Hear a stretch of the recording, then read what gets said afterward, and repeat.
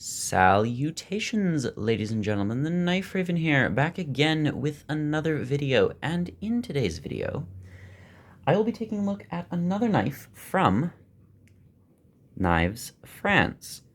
And this is a knife that I was hoping to review earlier, but was a bit behind in. And the reason I wanted to get this video done is because this knife is my dad's. Now, as I've mentioned before, my enthusiasm for knives has spread to some people around me, family and to a lesser degree friends, but I am working on converting them, if you will. But the knife purchasing amongst one another has become quite common now, and my dad is starting a bit of a knife collection of his own. This was a knife that he saw on the Knives of France website and was quite taken with. So, we actually bought him one.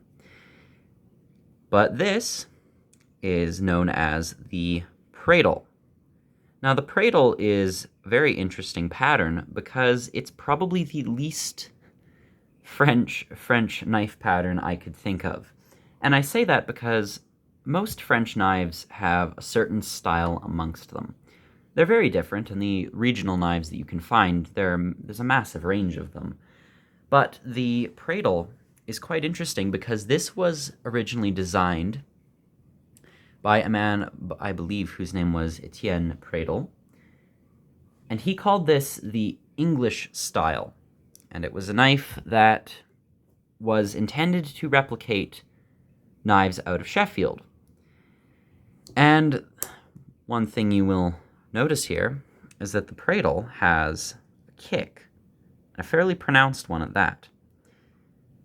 This is, of course, something that's fairly common on English knives.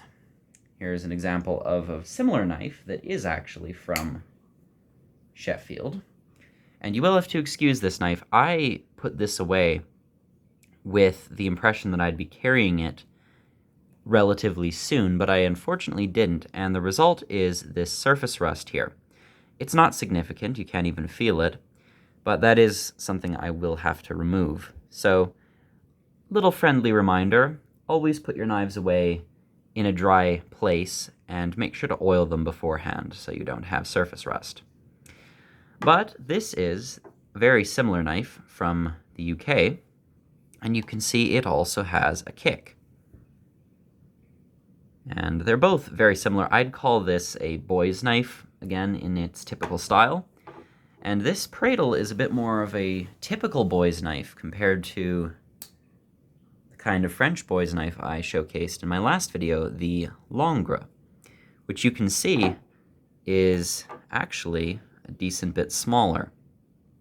But the Langre is quite interesting as it doesn't have a kick, which means that the tip rests on the back spring, thus allowing you to sharpen the knife for almost the entirety of its usable blade material without ever having a proud tip.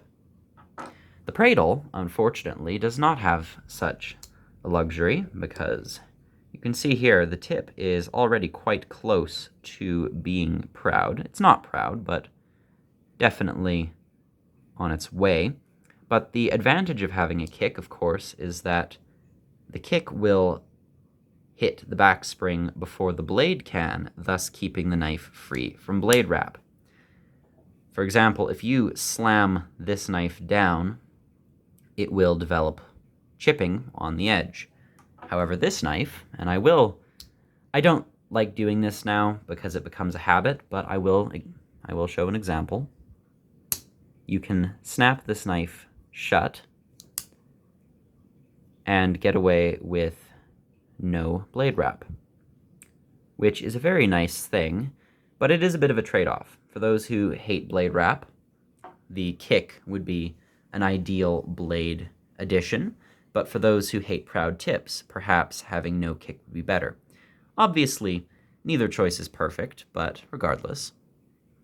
So the Pradel itself, it's an old pattern that was designed specifically to be stylized after English knives, hence the name English style, and only more recently was it given the name Pradel after its original inventor. And the name has stuck, and I believe 3 companies are making Pradel knives that I am aware of, 3 traditional brands. I'm sure there are more, but the ones I can name are Thiers or GR. I believe Osabo also produces a Pradel knife, if I remember correctly, and this brand, which is Coursolle. Now, Coursolle is a very interesting brand that I'm interested to learn more about, and again, I don't have the full expansive knowledge on the company I would like. There is a post on the Knives of France blog. There's a link here for you. And it is the history of the brand Coursolle. Coursolle is a manufacturer of what are known as, I'm going to butcher the pronunciation here, sujet knives, which are knives with motifs on the handle of various figures and characters. They make a line of knives with brass handles that have different stylized, say, animals, dogs, birds, and various people in different positions. But that's what they specialize in, but they also do some traditional knives like this. And this is, first and foremost, I should specify, I should have said already, this is a very reasonably priced knife. This is $42 US, so just sitting at around 50-ish Canadian, just a little over 50, which is very much a reasonable cost. But of course, you might be wondering, how's the fit and finish on this knife? Well, it's a bit of a mixed bag. Starting with the back, we have brass liners and a carbon steel spring, and surprisingly, there is very little gapping to complain about here. There might be some minor gaps here and there, but overall there's nothing significant. So in terms of being cleanly put together, this knife is quite good. The one complaint I will point at is there is a gap between the handle and liner here. It's very slight, but you can see there's a bit of a gap there. So that could be a problem if you get moisture in between, as wood will swell. So that could be a problem, but it isn't going to ruin the knife by any means, but it's something worth being mindful of. But again, in terms of gapping, could be worse. Certainly for 42, I couldn't complain all that much. We have some nice rosewood handles here, which again are shared on this Arthur Wright. Nice grain structure. It's a little dry, but a bit of oil will certainly help that. The pins are flush. You can almost feel this one here, but it's not proud by any means. Same thing on this side.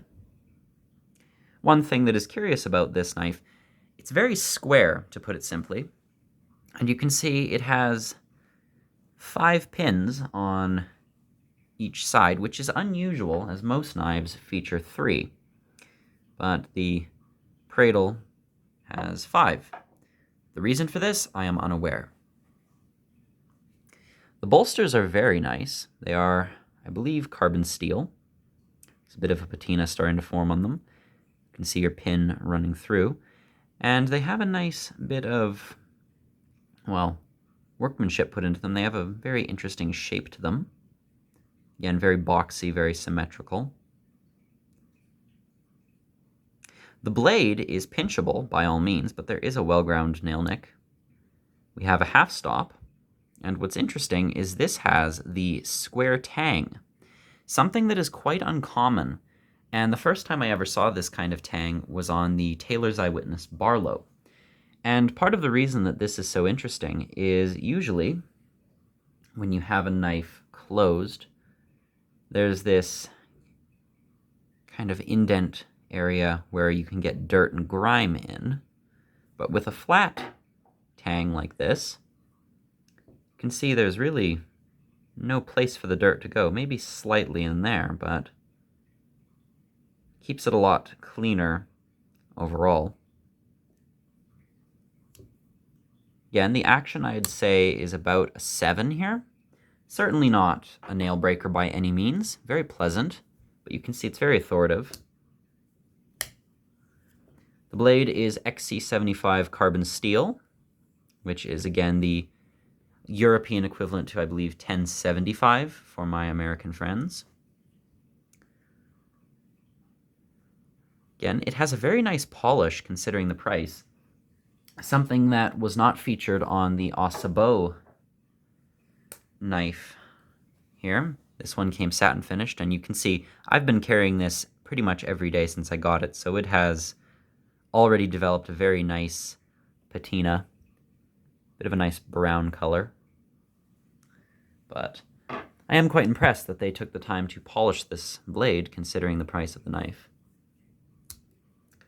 Again, we have Coursolle's logo here, which is this interesting kind of bent wrench. And this is stamped in, this is not an etch, so a nice old style stamp. And on the other side, we have very clearly France.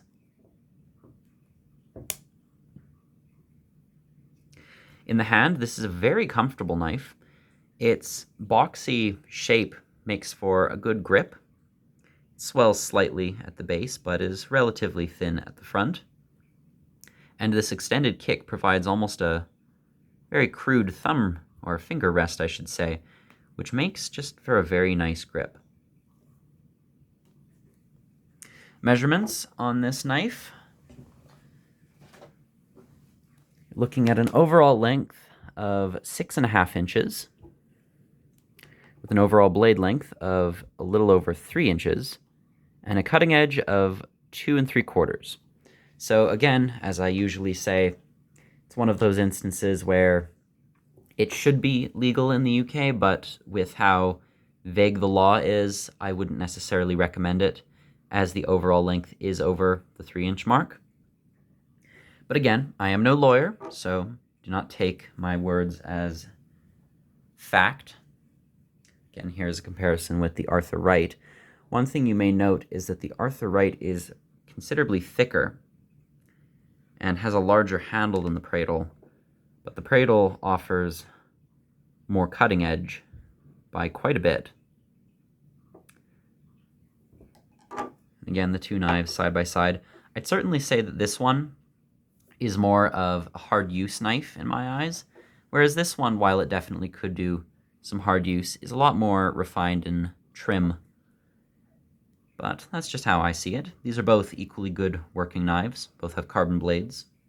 But I think if I had to pick one, I'd definitely take the Pradel. It's slender enough to have a certain elegance about it, but you could certainly get a lot of work done with this blade. Again, flat ground, carbon steel, nice half stop, steel bolsters, wood handle, very securely fixed with these brass pins, brass liners. Just a very nice, well put together piece. There's no blade play on this whatsoever, and usually on longer bladed knives I do worry about that, but it's very, very solid. Again, the spring does look a little bit disorderly here. You can see that the transition isn't perfect, but it doesn't affect the performance at all. Still locks up very well. This knife did come with a bit of grit. You did have to run some oil through the pivot mechanism and just kind of work the action a little. But aside from that, yeah. So before I conclude the video, the one flaw with this knife that was quite irritating, and I should also mention there is a stop pin here, but the one thing with this knife, it's not the centering, which is actually fairly good. It's this gapping here. Now you can see, probably, quite clearly, that there is a fair bit of gapping between the liners and the spring. In fact, it's significant. You can see here it is next to an Ottermesser, which granted is a lot more expensive, but that's what it should look like. So you definitely have a lot of gapping here, whereas the rest of the knife is fairly good in that department, but this one area is less than ideal. You can also see there's a bit of a gap between the handle and the liner. So really, this knife looks very clean and very well put together until you look at it from here, but that's just ugly. I recall my dad trying to fix this by putting the knife into a vise and very gently tightening it to see if he could possibly push this back into place, but to no avail. So this is by all means a cosmetic flaw. This isn't going to make the knife any worse as a working tool. It can still, by all means, get whatever job you are intending for it to do done with relative ease, but at the same time, in terms of a collecting standpoint and a fit and finish standpoint, that is quite an eyesore. So overall, I would say that this knife, in my personal opinion, would be a solid 7 out of 10. I think that what it is, it's mainly a utility knife. It's not meant to be a showpiece or anything like that. And this is by no means a safe queen. It's a user knife, and it probably would fulfill that role very well. My dad has already carried this a bit, and I'm surprised there hasn't been much of a patina forming yet. But regardless, this is a knife that does what it's intended to do. It's a work knife, and it's very, very sturdy, which I will give it quite a bit of praise for. But at the same time, in terms of the intricacies of the fit and finish, it's by no means perfect. So cosmetic flaws are certainly here, but function flaws, I think, are really not an issue here. So considering the price of $42 US, I can excuse a lot of this. I know if this was my knife, I'd be quite a bit more irritated about that. But my dad didn't seem terribly bothered by it. He was willing to accept it, so for him, I suppose, then this was a knife that I'm glad we got. But regardless, definitely a good user knife. I think that considering I have a very similar piece from the UK and from Germany, I would certainly rate this one as my favorite if I had to carry one for genuine hard work. Just again, I like the lines a bit better than the other two. But in terms of the fit and finish, I definitely have to favor the Otter, but this knife was considerably more expensive, well over $100, so there is that. But again, putting it up next to the Langres, you can see that these French knives are very much utilitarian. They are well put together for that use, and while perhaps not cosmetically perfect, they certainly will get the job done. So, that is the Pradel. Very interesting piece with a unique beginning. Again, it was specifically designed to mimic an English knife, but yet it was a French-made, French-designed piece, and one that I believe, if I recall correctly from the blog, found favor around Newfoundland, which is here in Canada. So quite interesting, and again, I will read up more on this knife's history, and as I usually do, I put more clarifications in the description, as I record these videos without any form of script. I just let my thoughts guide me, and so if there are things I left out or got incorrectly, I will try to clarify them in the video description, which is significantly more detailed, I'd say. So if you're curious more about this knife, please by all means have a look at the Knives of France blog, and also the website itself if you are interested in this or any other French knife. I will definitely say if you want to change from the usual Opinel, which is most likely the French knife that we're all well acquainted with, then Knives of France is an excellent retailer. They ship out of Texas, shipping's fast. They have a flat rate of, I think, $8 to Canada, which is very reasonable, and just generally a very nice selection. So I am quite happy to have had a chance to review this knife, and I'm glad that my dad enjoys it. So there you are. That is the Pradel by Coursolle, and this is the Knife Raven, as always, signing off. Goodbye.